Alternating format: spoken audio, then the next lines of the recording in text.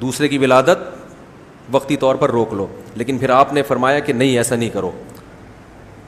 سمجھ میں آ رہی ہے بات؟ اگر حمل ٹھہرتا ہے تو ٹھہرنے دو، اس سے پہلے بچے کو نقصان نہیں ہوگا. اس کے جتنا مقدر میں دودھ ہے وہ آرام سے پی لے گا، باقی کس پہ آ جائے گا؟ روٹی پہ آ جائے گا. ٹھیک ہے، روٹی کھائے. یہ بھی ایک بات بتا دوں، میرا ایک بیان ہوا تھا، میں نے کہا تھا بچے کے لیے 6 مہینے دودھ بہت ضروری ہے، 6 مہینے کے بعد بہت ضروری نہیں ہے. اس پہ جو میری طبیعت سے لوگوں نے دھویا ہے نا مجھے، یہ ڈاکٹروں کی رپورٹیں آ رہی ہیں کہ نہیں بچے کو تو 2 سال تک دودھ پلانا چاہیے. جب کوئی دعویٰ کرے نا اس کے ایک ایک الفاظ دیکھا کرو کہہ کیا رہا ہے. میں نے کہا ضروری 6 مہینے تک بہت کیا ہے ضروری، یہ نہیں کہا کہ 6 مہینے کے بعد مفید نہیں ہے.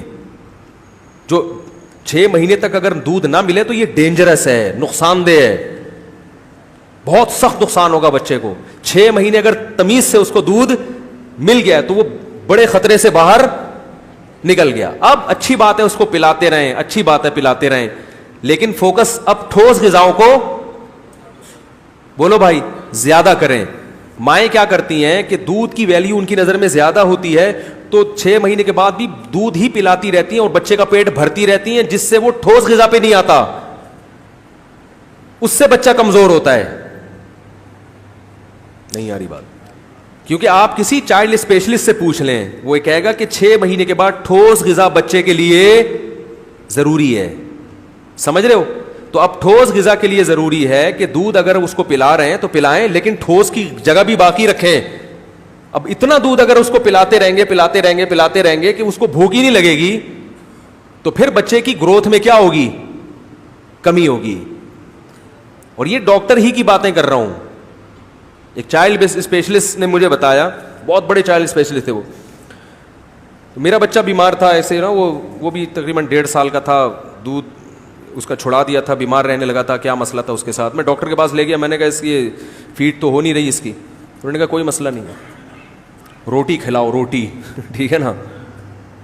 پھر انہوں نے مجھے بتایا، انہوں نے کہا جب آدمی بڑا ہو جاتا ہے نا، یہ ایک عمر ہو جاتی ہے، تو دودھ سے زیادہ ویلیو کس کی ہے؟ ٹھوس غذاؤں کی. انہوں نے کہا آپ روٹی چھوڑ دو اور سارا دن دودھ پیتے رہو، کمزور ہو جاؤ گے. اور دودھ نہ پیو صرف روٹی کھاؤ تو کمزور نہیں ہوگے، اور دودھ بھی پی لو اور روٹی بھی کھا لو تو نور اللہ نور. کیا خیال ہے؟ لیکن فوکس پہلے کس کو کرنا ہے؟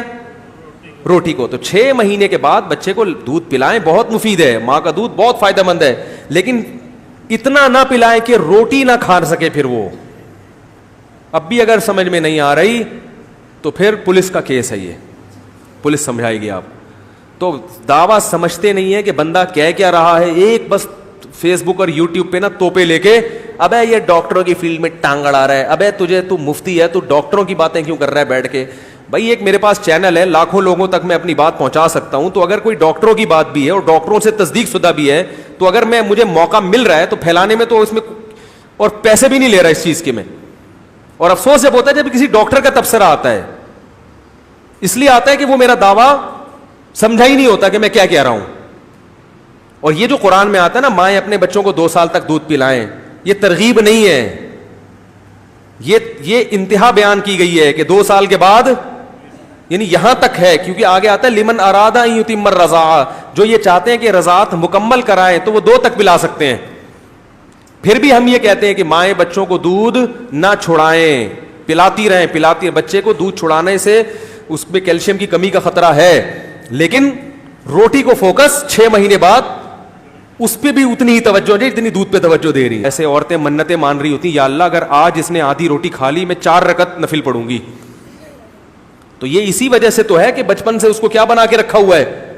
چھوئی موئی بنا کے رکھا ہوا ہے. اللہ تعالیٰ سمجھنے کی عمل کی توفیق عطا فرمائے.